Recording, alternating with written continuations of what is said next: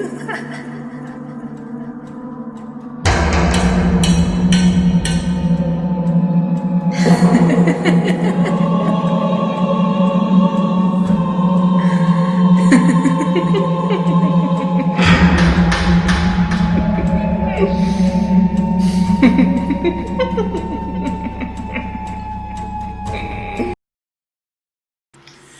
Friends, आप सबका स्वागत है हमारी चैनल हिंदी हॉरर डायरी में।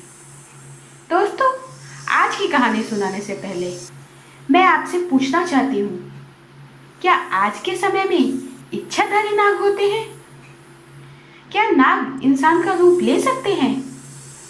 ये सब तो मैं भी नहीं जानती, पर आज की सच्ची कहानी इच्छाधारी नाग पे आधारित है, जो भोपाल के मनोज के साथ घटी हुई एक घटना है। मनोज ने कुछ तस्वीरें भेजी हैं जो उसकी कहानी का आधार है। ये फोटो देखने के लिए वीडियो को अंत तक देखना ना भूलें। हेलो दोस्तों, मेरा नाम मनोज है। मैं भोपाल का रहने वाला हूँ। मैं प्राइवेट एनजीओ में काम करता हूँ। हमारा एनजीओ गरीब बच्चे जो पढ़ाई नहीं कर सकते उन्हें पढ़ाई करवाते थे। उनका सब एक्सपेंस हमारा एनजीओ करता था। हम गांव-गांव घूमते थे। एक बार हमारा प्रोजेक्ट गुजरात के सापुतारा का था। वहाँ के गांव के ज़्यादातर बच्चे पढ़ाई नहीं करते थे। हमारी टीम वहाँ कुछ दिन बिताने गई थी। हमने गांव वालों से बात करके वहाँ एक घर रेंट पे ले लिया। सापुतारा का नज़ारा बहुत अच्छा था। हमने सोचा काम करने से पहले थोड़ा घूम लेते हैं। इतने में हमने देखा कि दूर 3-4 कुत्ते थे जो भौंक रहे थे।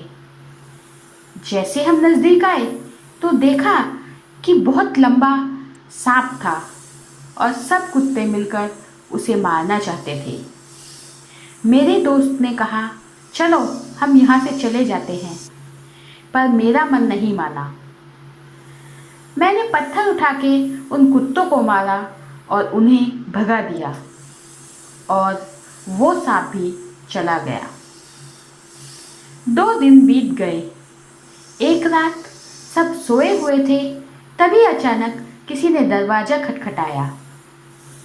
मैंने दरवाज़ा खोला और देखा कि एक लड़का खड़ा था, तकरीबन 20 या 22 साल का होगा। उसने मुझे एक छोटा सा बॉक्स दिया और बोला, ये आपके लिए है और इसे किसी को बताना मत। मैं कुछ बोलूं उससे पहले वो लड़का शुक्रिया कहकर गायब हो गया। मैंने ढूंढने की कोशिश की, पर पता नहीं वो कहाँ चला गया। मैंने वो बॉक्स उस वक्त तो नहीं खोला, पर सुबह दोस्तों को बताया और तब खोला।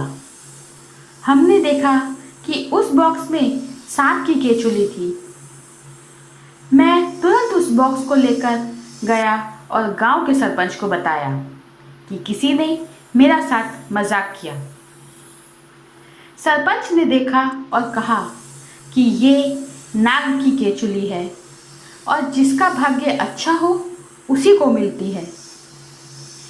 उस गांव की मान्यता है कि अगर किसी के पास नाग की केचुली हो तो उस घर में बरकत होती है, पर साथ में ये भी बताया कि उस घर में फिर सांप का वास भी हो जाता है।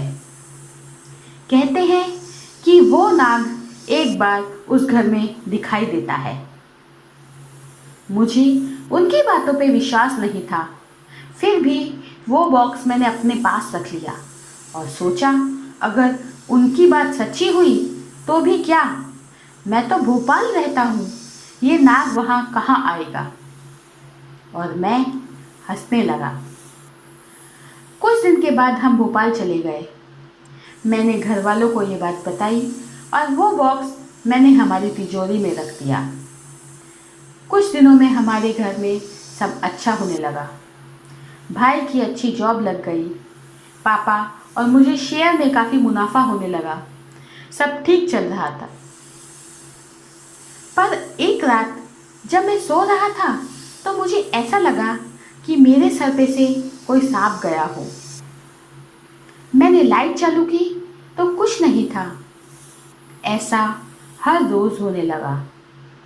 मैंने घर पे भी बात की पर कोई यकीन नहीं कर रहा था, क्योंकि किसी को भी सांप का आभास नहीं होता था, ना ही सांप दिखाई देता था। मैंने कई बार मेरे घर में सांप देखा पर कोई विश्वास नहीं कर रहा था। फिर एक बार मेरी मम्मी मुझे शिवजी के मंदिर ले गई और वहाँ पुजारी से बात की। पुजारी ने मुझे रोज थोड़ा सा दूध शिवलिंग पर चढ़ाने को कहा। कुछ दिन के बाद शिवरात्रि थी।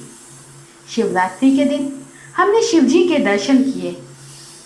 पब्लिक बहुत होने के कारण हमें काफ़ी देर लगी थी और थक भी गए थे, इसलिए सब दोपहर को सो चुके थे। तभी अचानक किसी ने दरवाज़ा खटखटाया। मैंने दरवाज़ा खोला और देखा तो वही लड़का था जिसने मुझे वो बॉक्स दिया था।